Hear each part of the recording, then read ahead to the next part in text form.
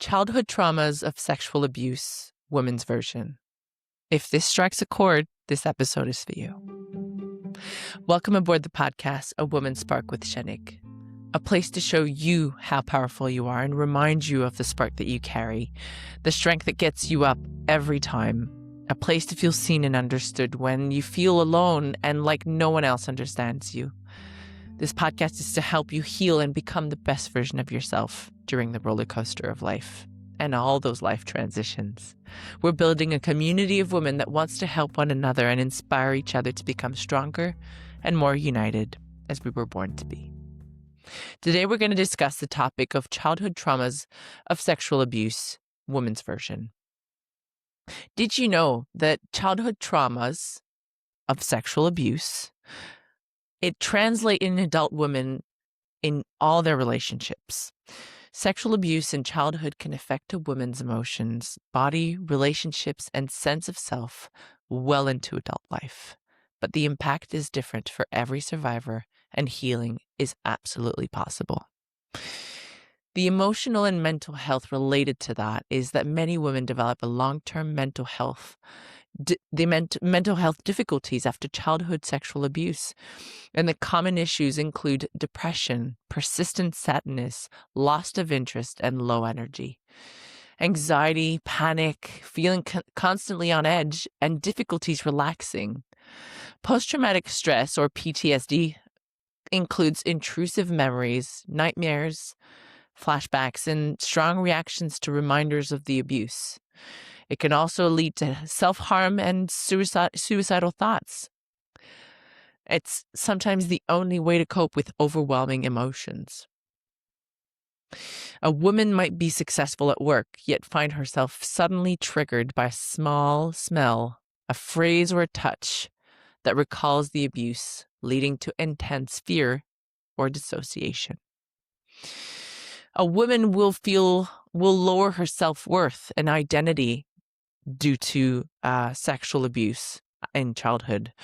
Many survivors feel deep shame, self-blame, guilt. They believe they caused or deserved the abuse.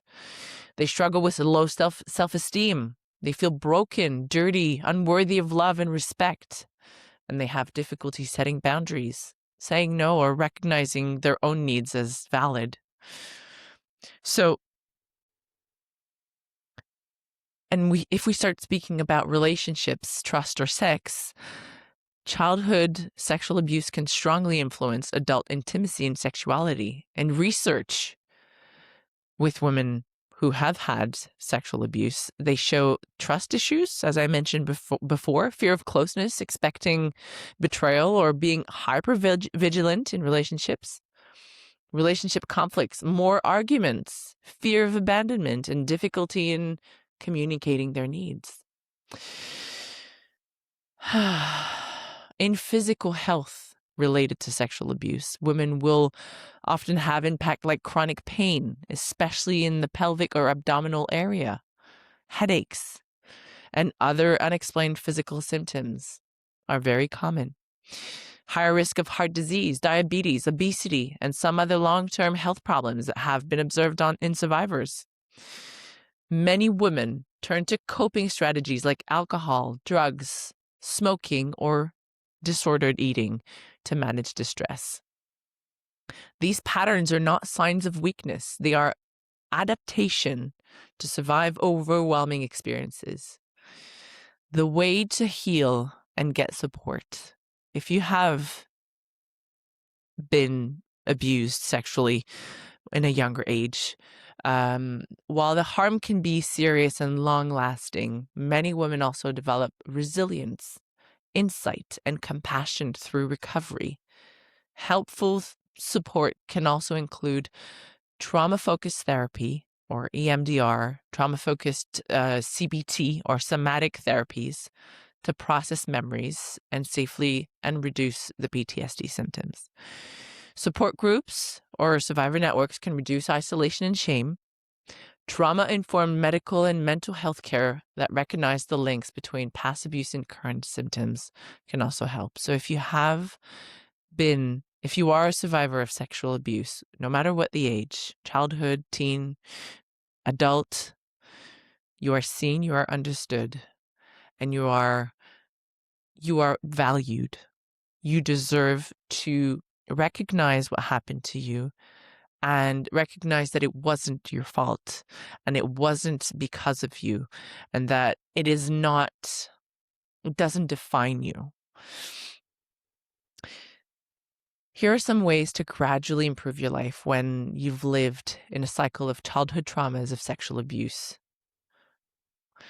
You can learn who you are, what you like and don't like. Learn to see the red flags, learn to say no, and learn to set boundaries. Learn to stand on your own 2 feet for reassurance and knowing your worth.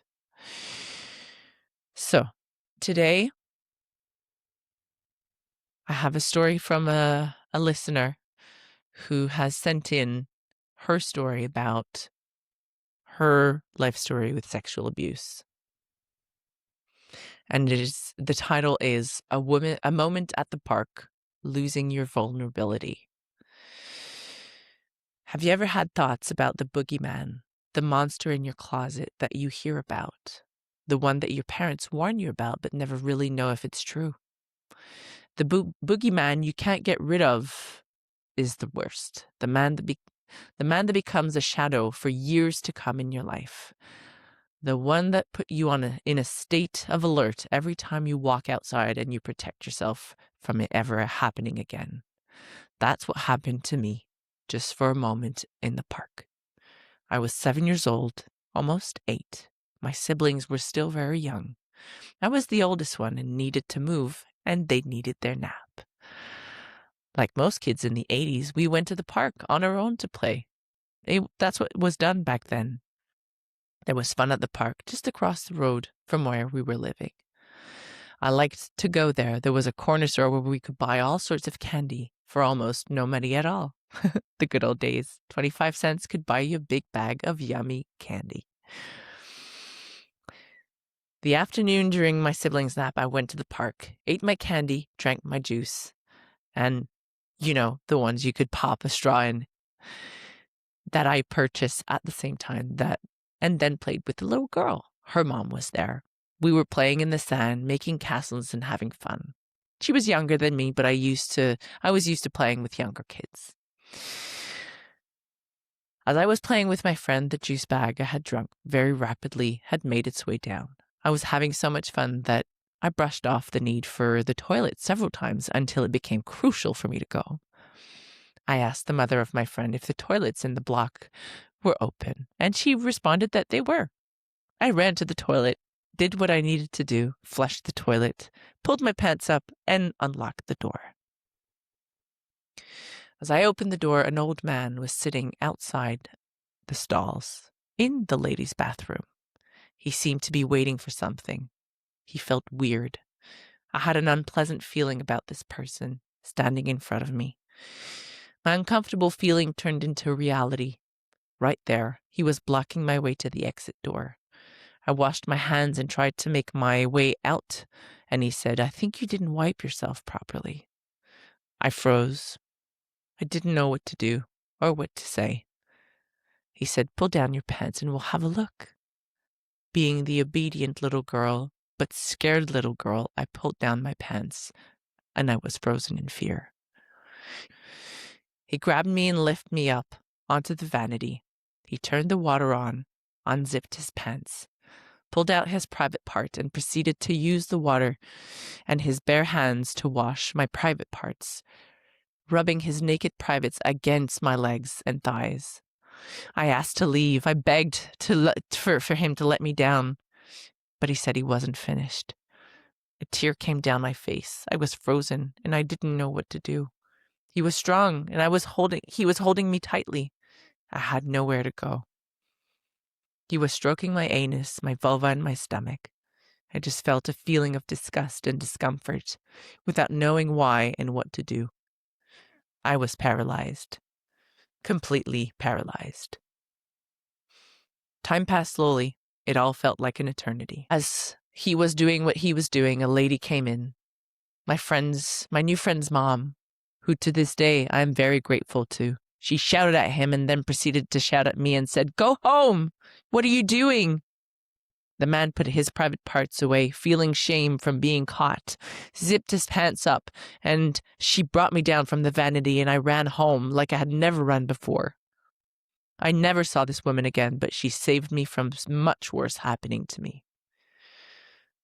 I got home, I ran up the stairs and went to hide in my room, my mom telling me to be quiet, not to wake up my siblings from their daytime nap. I went into the bathroom and started to cry and shake violently, away from everyone. My mom asked me what was going on. I said nothing. I didn't know how to verbalize what had just happened. I thought I would get in trouble for not doing the right thing. I simply could not process any of it. Later on, I told her. I was still on shock and paralyzed. She took me in her arms and said it was okay, that it would be okay, that I was now safe. There was nothing else that could be done. The man had long gone, left the park, and the day was as well. We never spoke of it again for another 20 years.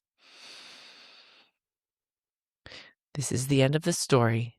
And for any of you who have been sexually abused, whether by someone you know or you don't know, and the boogeyman is and always comes back to haunt you, I see you, I hear you, I believe you, and you are loved and you're not alone. You deserve to find your peace, and you deserve to not let this situation define you, because you are bigger and better and stronger because of it. And you know what? I love you. To all you beautiful souls out there, thank you for coming along and listening to this journey. Tune in to your favorite podcast platform. If you want to get involved with the Aura, Be Guided, Be Inspired community, or you want to share the story that you've experienced, write us on the platform at www.beguidedbeinspired.com. Write us and we'll connect together. Let's change the world of women one conversation at a time. Keep sparkling, you beautiful women. See you next time.